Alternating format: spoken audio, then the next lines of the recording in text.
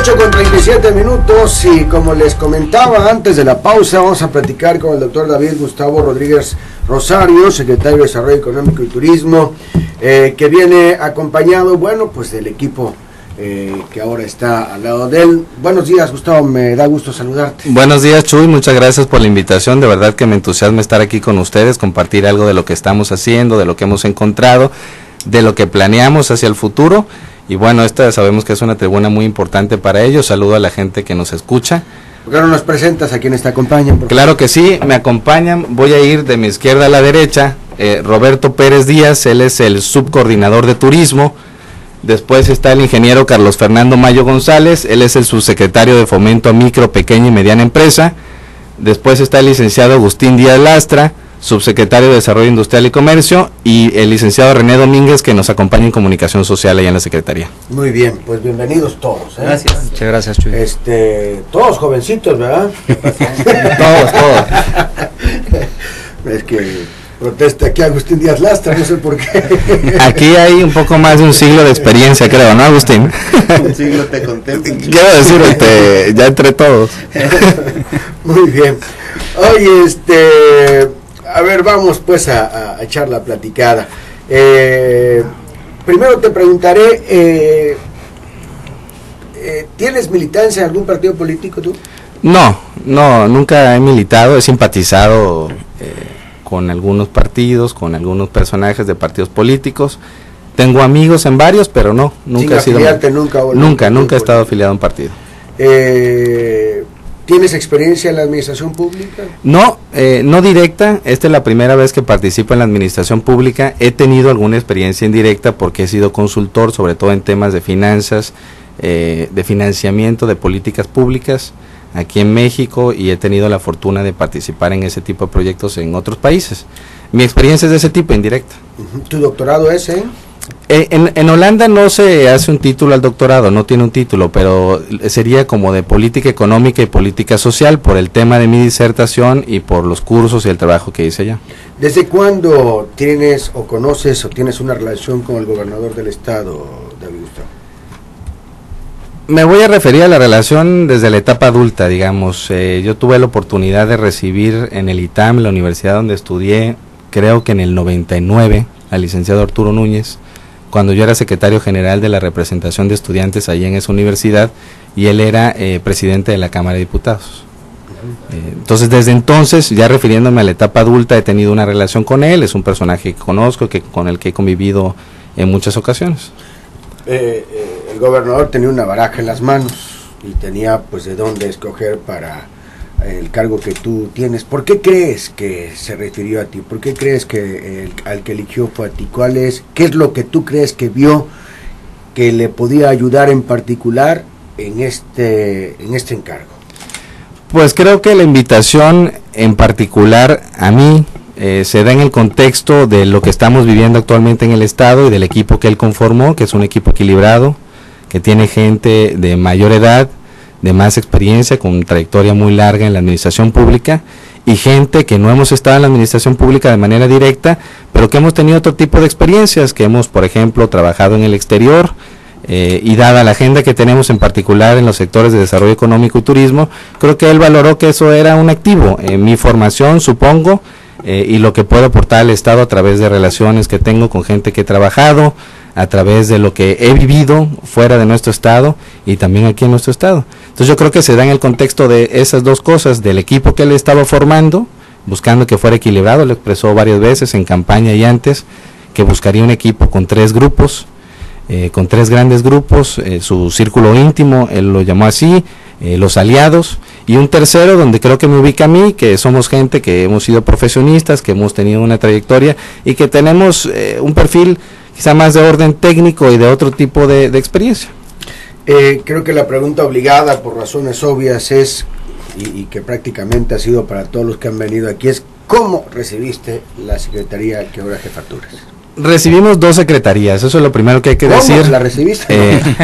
Venimos de la fusión de la Secretaría de Turismo y la Secretaría de Desarrollo Económico. En la primera, es decir, en la de Turismo, encontramos orden en lo general, algunos pendientes, algunas otras cosas que no estaban tan ordenadas, pero en general el panorama ahí no fue tan desalentador. En el caso de desarrollo económico sí encontramos cosas que nos preocupan más, sobre todo en cuanto al funcionamiento de los fideicomisos, los 4 fideicomisos a través de los que funciona la Secretaría, en particular el conocido como FET, el Fondo Empresarial Tabasco, que estamos analizando. Entonces, bueno, esa es precisamente parte de la tarea que hemos tenido en estos primeros 29 días, de ver cuál es la situación, un diagnóstico hacia adentro y hacia afuera. Ya veníamos trabajando desde antes, unos meses antes, pero no conocíamos con el detalle que lo estamos conociendo hoy la situación de las dependencias. ¿Puedes ahondar un poquito más en cómo encontraron en este asunto los fideicomisos al que te refieres? Claro que sí, voy a empezar por la parte de desarrollo económico. Ahí operamos a través de 4 fideicomisos, el fideicomiso Paraguas, que es el más grande, el que se fondea del impuesto sobre la nómina. Este es el fideicomiso para el desarrollo de las empresas de Tabasco, FIDET. Ahí lo primero que encontramos es que Finanzas no había hecho las aportaciones correspondientes a los 3 últimos trimestres del año pasado. Es decir, queda un pendiente por un poco más de 102 millones de pesos.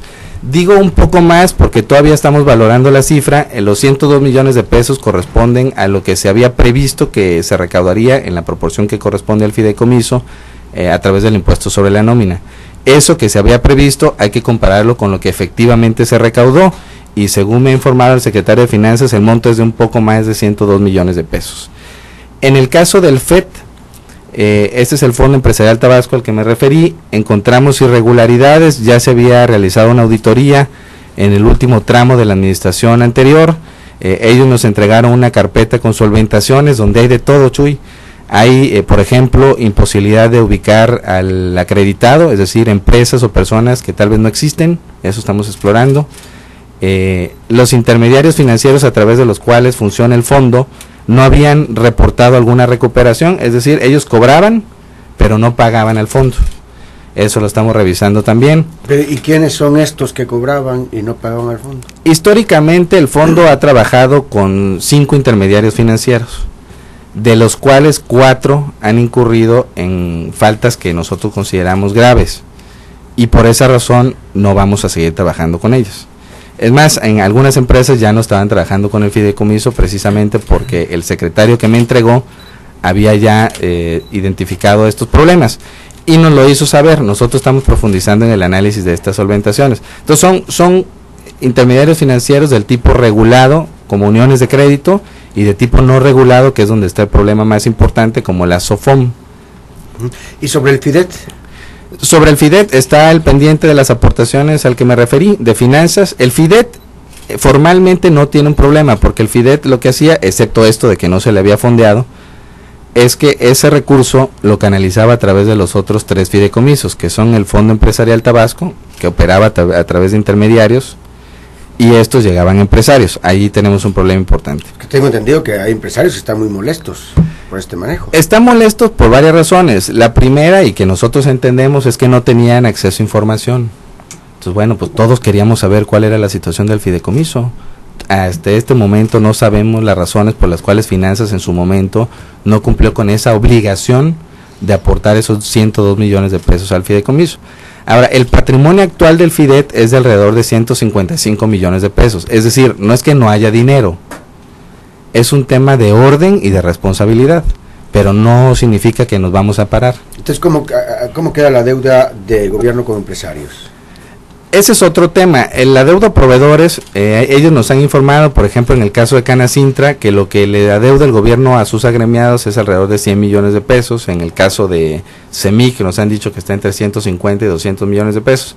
Pero, como sabe Chuy, esa parte no la vemos nosotros, eso lo está viendo la Secretaría de Planeación y Finanzas y la Secretaría de Administración. Sí les tocan la puerta, me imagino. Por supuesto, los empresarios se acercan a nosotros con sus inquietudes, planteándonos, y lo debo decir, algunas alternativas de solución. Estamos buscando propuestas entre todos. Hemos encontrado una excelente disposición y extraordinario talento en los 2 secretarios, en el de Planeación y Finanzas y la Secretaría de Administración, y tenemos la confianza de que se va a resolver. De hecho, se está resolviendo. Se está pagando. Los empresarios me preguntan, ¿cuándo se va a pagar? Y mi respuesta es, ya se está pagando. Solo que es un proceso que requiere gradualidad.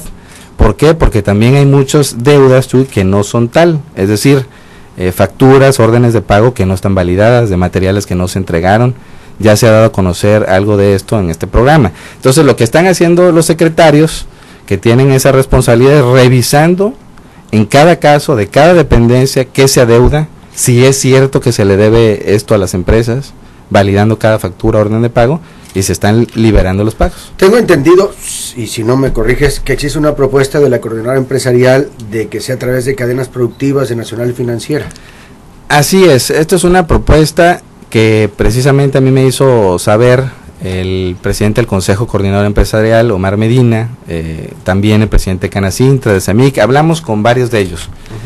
El problema es que cadenas productivas, lo único que permitiría es posponer el pago unos meses.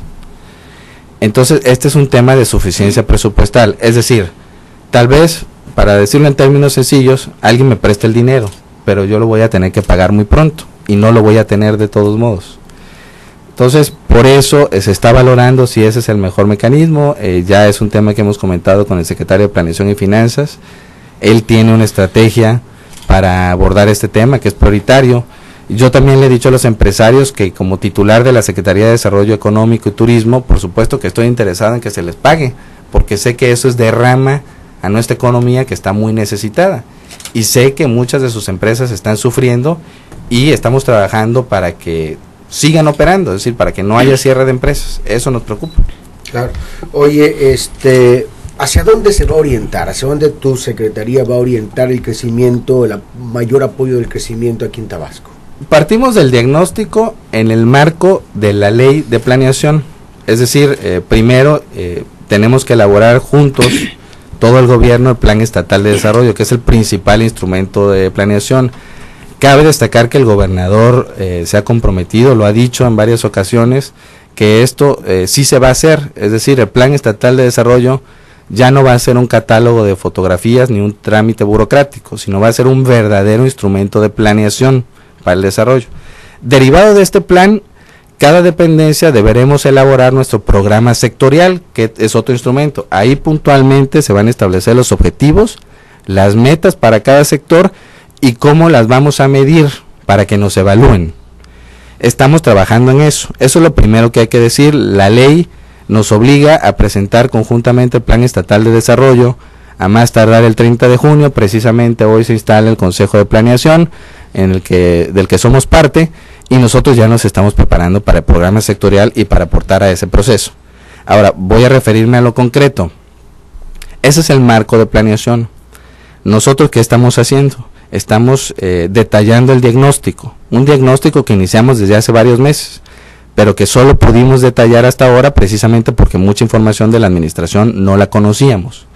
Estamos hablando con los empresarios, nos interesa establecer los objetivos y las metas juntos. Aquí quiero decir algo que le he dicho a los presidentes de las cámaras, asociaciones y confederaciones patronales, que yo creo en el liderazgo empresarial y en la intermediación, es decir, en el liderazgo de ellos. Pero también reconocemos que la base amplia de la economía está en micro y pequeñas empresas a las que también debemos llegar y que están en los municipios, en las villas, en los poblados, y estamos pensando en una estrategia para llegar a ellas. ¿Qué encontramos como diagnóstico? Encontramos que en las dos secretarías hay instrumentos, como los fideicomisos, que nos permiten financiar proyectos, que nos permiten capacitar a la gente, que nos permiten hacer varias cosas, atraer inversión, en fin. Pero no hay estrategia y faltan otros instrumentos. Ustedes saben, y lo digo como ejemplo, que hemos recibido hasta ahora 2 delegaciones de personas del extranjero, una de China y otra de Holanda. Nosotros hicimos un ejercicio interno, primero de revisar qué les podemos ofrecer, cómo contestar la pregunta de por qué es interesante invertir en Tabasco, para poderle presentar nuestros argumentos a nuestros visitantes. Le hubieras dicho, porque Tabasco es un Edén y ya. Pues no basta con eso, esa es la cosa, que a nosotros nos gusta mucho Tabasco y el pozol, pero ellos vienen buscando otras cosas. Buscamos al interior primero en la secretaría y encontramos, bueno, les podemos ofrecer tierra, les podemos ofrecer esto, les podemos ofrecer aquello. Son estos instrumentos, pero no hay estrategia. Es decir, ¿a qué empresas vamos a traer? ¿Qué información les vamos a comunicar? ¿Cuáles son nuestros argumentos centrales para que se establezcan aquí? ¿Qué información les vamos a dar? tenemos rezagos importantes, por ejemplo, en trámites, necesitamos mejorar la coordinación entre los órdenes de gobierno. Entonces partimos de ese diagnóstico y ese diagnóstico nos permite establecer las estrategias que para que aprovechemos estos instrumentos y para que creemos otros instrumentos. Ese es el proceso en el que estamos. Se ha establecido una discusión y una polémica de lo conveniente o no que puede ser la inversión, por ejemplo, del capital chino, que ya ves que son una devoradora y que producen lo que se les da la gana y te imitan y te clonan lo que se les da la gana, y hay quienes dicen que qué bueno que se vengan estos a invertir porque es empleo, porque es la oportunidad de reactivar la economía, pero otros que dicen, oye, van a tronar a todo mundo aquí, no solamente en Tabasco, sino en nuestro país. Platicamos de eso ahora, regresar claro de sí. esta pausa. Son las 8:53. Desde Villahermosa, 970 AM, 104.1 FM. Para ser mejor, renuévate. Las frecuencias de la BT.